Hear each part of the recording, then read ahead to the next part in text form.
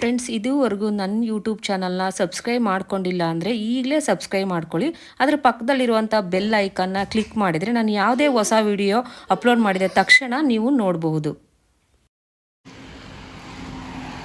ಮಳೆ ಬಂದು ನಮ್ಮನೆ ಹತ್ರ ಫುಲ್ಲು ಗುಂಡಿಗಳಲ್ಲಿ ನೀರು ನಿಂತ್ಬಿಟ್ಟಿದ್ದಾವೆ. ಇಲ್ಲಿ ಮೊಬೈಲ್ ಹಿಡಿಯೋಕ್ಕೆ ಭಯ ಆಗುತ್ತೆ. ಇಲ್ಲೆಲ್ಲ ಲಾಸ್ಟ್ ಇಯರು ತುಂಬ ಮಳೆ ಬಂದು ನೀರು ನಿಂತಿತ್ತು ಇಲ್ಲೆಲ್ಲ ಕೆರೆಯಲ್ಲಿ. ಮಂಗಳಗಳಲ್ಲಿ ಮೊಬೈಲ್ ಕಿತ್ಕೊಳತ್ತಪ್ಪ ಅಂತ ಭಯ ಆಗುತ್ತೆ. ಇಲ್ಲಿ ಮಂಗಳಗಳು ತುಂಬ ಇದ್ದಾವೆ.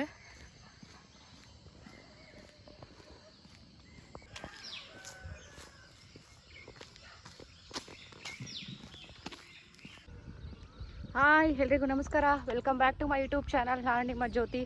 ಗುಡ್ ಮಾರ್ನಿಂಗ್ ಎಲ್ರಿಗೂ ಮೊದಲನೇದಾಗಿ. ಸೊ ಇವತ್ತು ನಾನು ಬ್ಲಾಗ್ ಸ್ಟಾರ್ಟ್ ಮಾಡ್ತಾಯಿದ್ದೀನಿ. ಕೊನೆಯ ಆಷಾಢ ಶುಕ್ರವಾರ ಆಗಿರೋದ್ರಿಂದ ಮನೇಲಿ ಪೂಜೆ ಜೊತೆಗೆ ಒಂದು ದೇವಸ್ಥಾನಕ್ಕೆ ಹೋಗ್ಬೇಕು ಅಂದ್ಕೊಂಡಿದ್ದೀನಿ. ದೇವಸ್ಥಾನ ಅಂದರೆ ಮನೆ ಹತ್ರದಲ್ಲೇ ಇರೋ ದೇವಸ್ಥಾನ. ತುಂಬ ಸಲ ಹೋಗಿದ್ದೀನಿ, ಬಟ್ ನಿಮ್ಮ ಹತ್ರ ಒಂದು ಶಾರ್ಟ್ಸ್ ಹಾಕಿರ್ಬೋದು ಅಷ್ಟೇ, ಬ್ಲಾಗ್ ಶೇರ್ ಮಾಡಿಕೊಂಡಿರಲಿಲ್ಲ. ಸೊ ಹಾಗೆ ನನ್ನ ವಾಕಿಂಗಲ್ಲಿ ನನ್ನ ಪ್ರಕೃತಿ ಸೌಂದರ್ಯ ನಿಮ್ಮ ಹತ್ರ ಶೇರ್ ಮಾಡ್ತಾಯಿದ್ದೀನಿ. ಸೊ ತುಂಬ ಚೆನ್ನಾಗಿದೆ.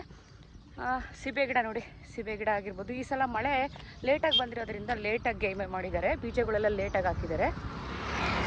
ಸೊ ಒಂದು ಕಡೆ ದ್ರಾಕ್ಷಿ ತೋಟ ಇದೆ, ಈ ಕಡೆ ಎಲ್ಲ ದ್ರಾಕ್ಷಿ ದಾಳಿಂಬೆ ಎಲ್ಲ ತುಂಬ ಬೆಳೀತಾ ಇರ್ತಾರೆ. ನಮ್ಮ ಕಡೆ ಹೆಂಗೆ ತುಮಕೂರು ಕಡೆ ಅಡಿಕೆ ಗಿಡ ಇಕ್ಬಿಟ್ಟು ಕೈ ಬಿಟ್ಬಿಡ್ತೀವೋ ಮೇಂಟೈನ್ ಮಾಡಿಕೊಂಡು, ಅದೇ ಥರ ಇಲ್ಲಿ ದ್ರಾಕ್ಷಿ ತೋಟ ದಾಳಿಂಬೆನ ಹಾಕ್ಕೊಂಡಿರ್ತಾರೆ ಜಾಸ್ತಿ. ಸಖತ್ತಾಗಿದೆ ಅಲ್ಲ ವೆದರು, ಬಿಸಿಲಿಲ್ಲ, ಥಂಡಿ ಇದೆ, ತುಂಬ ಚೆನ್ನಾಗಿದೆ ವೆದರ್ ವಾಕಿಂಗ್ಗೆ. ಅಲ್ಲಿ ಅರ್ಲಿ ಮಾರ್ನಿಂಗ್ ವಾಕಿಂಗ್ ಮಿಸ್ ಮಾಡಿಕೊಂಡ್ರೆ ಅವತ್ತು ಇಡೀ ದಿವಸ ಎನರ್ಜಿ ಇರಲ್ಲ. ಸೊ ಅಲ್ಗೂ ಒಂದೊಂದು ದಿವಸ ಹೋಗೋಕ್ಕಾಗಲ್ಲ, ಮನೇಲಿ ತಿಂಡಿ ಅಡುಗೆ ಏನಾದರೂ ಜಾಸ್ತಿ ಕೆಲಸ ಇದ್ದಿದ್ದಿಲ್ಲ. ವಾರದಲ್ಲಿ 1 ದಿವಸ 2 ದಿವಸ ಮಿಸ್ ಮಾಡ್ಕೊತೀನಿ. ಮೋಸ್ಟ್ಲಿ ನನಗೆ ಇದಕ್ಕೆ ಅನಿಸುತ್ತೆ, ವಾಕಿಂಗು ಅಭ್ಯಾಸ ಇರೋದ್ರಿಂದ. ಅರುಣಾಚಲಮಲ್ಲಿ ನನಗೆ 18 ಕಿಲೋಮೀಟ್ರ್ ಆಲ್ಮೋಸ್ಟು ಅಷ್ಟೊಂದು ಕಷ್ಟ ಅನ್ನಿಸ್ಲಿಲ್ಲ. ಸೊ ಸಖತ್ ಚೆನ್ನಾಗಿತ್ತು ಅರುಣಾಚಲಮ್ದು ಬ್ಲಾಗ್. ಯಾರಾದರೂ ನೋಡಿಲ್ಲ ಅಂದರೆ ಹೋಗಿ ನೋಡಿ. ಹಾಗೆ ಎಲ್ಲರೂ ಹೋಗೋಕ್ಕೆ ಟ್ರೈ ಮಾಡಿ, ತುಂಬ ಒಳ್ಳೆಯದಾಗುತ್ತೆ ಅಂತ ಒಂದು ನಂಬಿಕೆ ಇದೆ. ಇಲ್ಲಿ ದ್ರಾಕ್ಷಿ ಬೆಳೆಯೋರಾಗಿರ್ಬೋದು, ಸೀಬೆಹಣ್ಣವ್ರಾಗಿರ್ಬೋದು, ಅಥವಾ ದಾಳಿಂಬೆ ಯಾರು ಬೆಳೆಯೋರು ತಿನ್ನಲ್ಲ, ಬಟ್ ಅವ್ರು ನೋಡಿನೇ ಸಾಕಾಗ್ಬಿಟ್ಟಿರುತ್ತೆ. ಸಿಕ್ಕಾಪಟ್ಟೆ ಔಷಧಿಗಳು ಬೇರೆ ಹೊಡಿತಾರಲ್ವ. ಅವರಲ್ಲಿ ನನ್ನ ಪುಟಾಣಿಗಂತೂ ಈ ಥರ ಕಪ್ಪು ದ್ರಾಕ್ಷಿ ತುಂಬ ಇಷ್ಟಪಟ್ಟು ತಿಂತಾನೆ. ನಾನಂತೂ ಅವ್ನಿಗೆ ಹೇಳಕ್ಕೆ ಹೋಗಲ್ಲ, ವಾಕಿಂಗ್ ಹೋಗಿದ್ದೆ ಈ ಥರ ದ್ರಾಕ್ಷಿ ತಿಂದೆ ನೋಡಿದೆ ಅಂತ ನನಗೆ ಹೊಡೆದಾಕ್ಬಿಡ್ತಾನೆ. ಬಿಕಾಸ್ ಕೆಮ್ಮಾಗುತ್ತೆ ಅಂತ ಭಯ. ಈ ಸ್ವಲ್ಪ ಮಳೆಗಾಲ ಅಲ್ವಾ, ಅಂಥ ಟೈಮಲ್ಲಿ ಕೊಡಕ್ಕೆ ಹೋಗಲ್ಲ. ಲಾಸ್ಟ್ ಇಯರ್ ಎಲ್ಲ ಈ ರೋಡು ಫುಲ್ಲು ಜಲ್ಲಿ ಹೊಸದಾಗಿ ಮಾಡ್ತಾ ಇದ್ರು. ಸೊ ಹಂಗಾಗಿ ನಾನು ಈ ಕಡೆ ವಾಕಿಂಗ್ ಬರೋಕ್ಕೆ ಹೋಗಿರ್ತಿಲ್ಲ, ಬೇರೆ ಕಡೆ ಹೋಗ್ತಿದ್ದೆ. ಸೊ ಈ ಏರಿಯಾ ಬಂದು ದಿಬ್ಬೂರು ಅಂತ ಹೇಳ್ಬೋದು. ನಾವಿರೋದು ಲಿಂಗನಹಳ್ಳಿ, ನಿಮಗೆಲ್ಲ ಗೊತ್ತಿರುತ್ತೆ ನನ್ನ ಬ್ಲಾಗ್ ನೋಡೋರಿಗೆ. ಆಲ್ಮೋಸ್ಟು ಯಲಹಂಕಾಗೆ ಒಂದು 15 to 18 ಕಿಲೋಮೀಟ್ರ್ ಆಗುತ್ತೆ ಯಲಹಂಕ.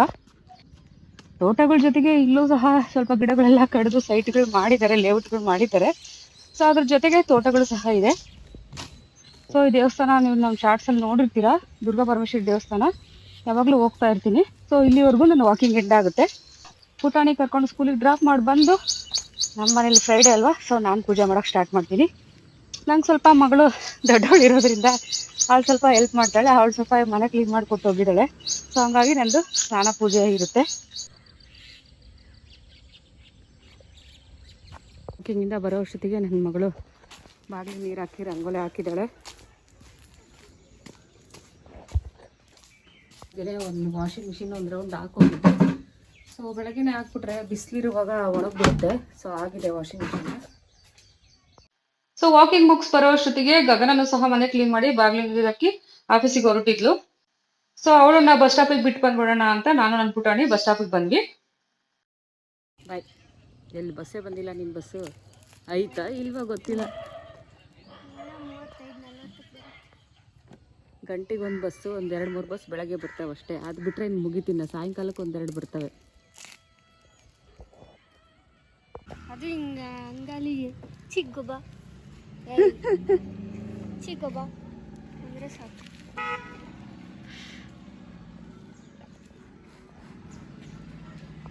ಸೊ ಗಗನನ್ನ ಬಸ್ ಸ್ಟಾಪಿಗೆ ಬಿಟ್ಟು ಬಂದೆ. ಅವಳು ಸ್ವಲ್ಪ ಬೇಗ ಹೋಗ್ತಾಳೆ. ಅವಳನ್ನ ಬಸ್ ಸ್ಟಾಪಿಗೆ ಬಿಟ್ಟು ಬಂದು ಸ್ವಲ್ಪ ಪೂಜೆಗೆಲ್ಲ ಹೂವೆಲ್ಲ ಕಿತ್ತಿಟ್ಟು ಆಮೇಲೆ ನಾನು ಪುಟಾಣಿ ರೆಡಿ ಮಾಡಿ ಅವನು ಸಹ ಸ್ಕೂಲಿಗೆ ಬಿಟ್ಟು ಬಂದು ನಾನು ಪೂಜೆ ಸ್ಟಾರ್ಟ್ ಮಾಡ್ತಾ ಇದ್ದೀನಿ.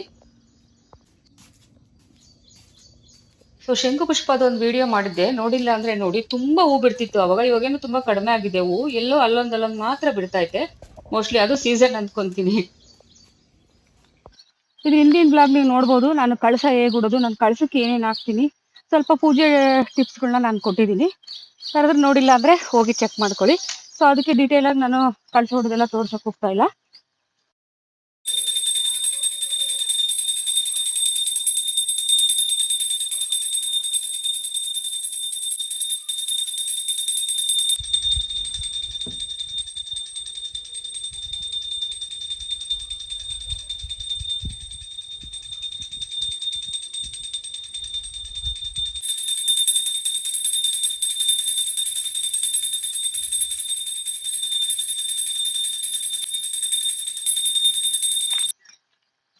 ಸೊ ಫೈನಲಿ ಮನೇಲಿ ಕೊನೆ ಆಷಾಢ ಶುಕ್ರವಾರನು ಪೂಜೆ ಮುಗಿಸ್ಕೊಂಡು ನಾನು ಪುಟಾಣಿನ ಪಿಕಪ್ ಮಾಡ್ಕೊಂಡು ಅವನಿಗೂ ಸಹ ದೇವಸ್ಥಾನಕ್ಕೆ ಕರ್ಕೊಂಡು ಬಂದೆ. ಇದಿರೋದು ರಾಜನಕುಂಟೆ, ಬೆಂಗಳೂರು. ನಿಮಗೆ ಗೊತ್ತಿರುತ್ತೆ, ಬೆಂಗಳೂರಲ್ಲಿ ರಾಜನಕುಂಟೆ ತುಂಬಾ ಹತ್ರ ಆಗುತ್ತೆ. ರಾಜನಕುಂಟೆ ಹತ್ರ ಹದ್ಗನಹಳ್ಳಿ ಅಂತ ಬರುತ್ತೆ. ಆಷಾಢ ಮಾಸ ಆಗಿರೋದ್ರಿಂದ ಜೊತೆಗೆ ಕೊನೆ ಶುಕ್ರವಾರ ಆಗಿದ್ರಿಂದ ಸ್ವಲ್ಪ ಜನನೇ ಜಾಸ್ತಿ ಇದ್ರು, ಇಲ್ಲಾಂದ್ರೆ ಇಷ್ಟೊಂದು ಜನ ಇರಲ್ಲ. ತುಂಬಾ ಚೆನ್ನಾಗಿದೆ ದೇವಸ್ಥಾನ. ಜಾತ್ರೆ ಸಹ ತುಂಬಾ ಚೆನ್ನಾಗಿ ಮಾಡ್ತಾರೆ, ವರ್ಷ ವರ್ಷ ಜಾತ್ರೆ ನಡೆಯುತ್ತೆ. ಇನ್ನು ಆಷಾಢ ಮಾಸದಲ್ಲಿ ನವರಾತ್ರಿ ಟೈಮಲ್ಲೆಲ್ಲ ದೇವಿ ಅಲಂಕಾರ ನೋಡೋದಕ್ಕೆ ಎರಡು ಕಣ್ಣು ಸಾಲದು, ಅಷ್ಟು ಚೆನ್ನಾಗಿ ಅಲಂಕಾರ ಮಾಡಿರ್ತಾರೆ. ತಾಯಿ ದುರ್ಗಾದೇವಿ ಅವತಾರನೇ ಪಟಾಲಮ್ಮ ಅಂತ ನಂಬಿಕೆ ಇದೆ. ಈ ಗ್ರಾಮ ದೇವತೆ ಸಿಕ್ಕಾಪಟ್ಟೆ ಶಕ್ತಿಶಾಲಿ ಗ್ರಾಮ ದೇವತೆ ಅಂತ ಸಹ ಹೇಳ್ತಾರೆ.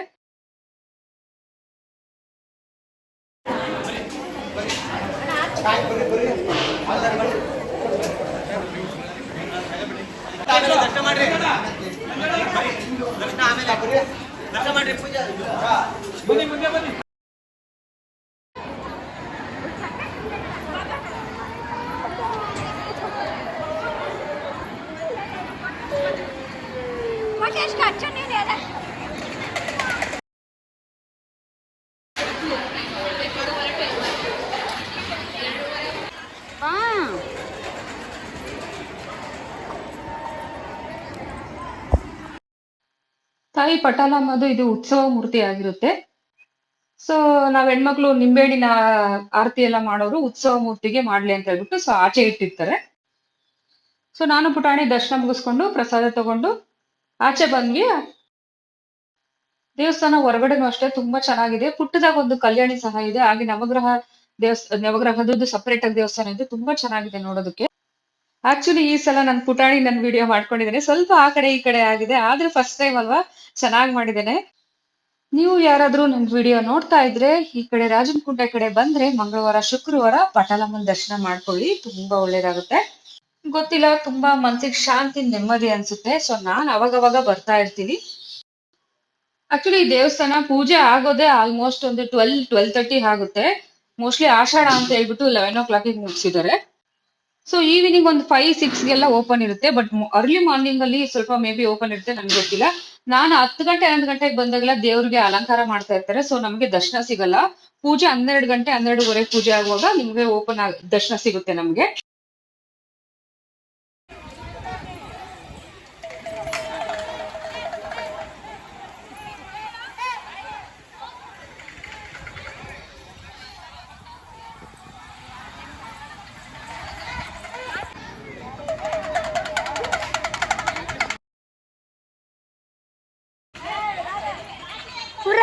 ಗುರಂಚಿ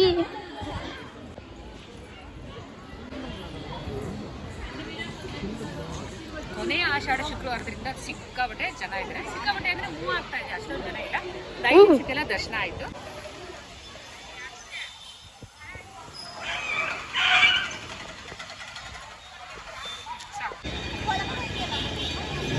ಪಾಪು ಗಣೇಶ್. ಸೊ ನೋಡಿದ್ರಲ್ಲ ಫ್ರೆಂಡ್ಸ್, ನಂದು ಪೂಜಾ ಬ್ಲಾಗ್ ಆಗಿರ್ಬೋದು, ಜೊತೆಗೆ ಪಟಾಲಮ್ಮ ದೇವಸ್ಥಾನ ಆಗಿರ್ಬೋದು, ನಿಮ್ಗೆಲ್ಲ ಇಷ್ಟ ಆಗಿದೆ ಅನ್ಕೊಂತೀನಿ. ಇಷ್ಟ ಆಗಿದ್ರೆ ಒಂದು ಲೈಕ್ ಮಾಡಿ, ಕಮೆಂಟ್ಸ್ ಮಾಡಿ, ಫ್ರೆಂಡ್ಸ್ ಹತ್ರ ಶೇರ್ ಮಾಡ್ಕೊಳ್ಳಿ ಅಂತ ಹೇಳ್ತಾ ನನ್ನ ಬ್ಲಾಗ್ ನ ಹೆಂಡ್ ಮಾಡ್ತಾ ಇದೀನಿ. Thank you for watching friends. Next blog ಅಲ್ಲಿ ಸಿಗೋಣ. ಬಾಯ್ ಬಾಯ್.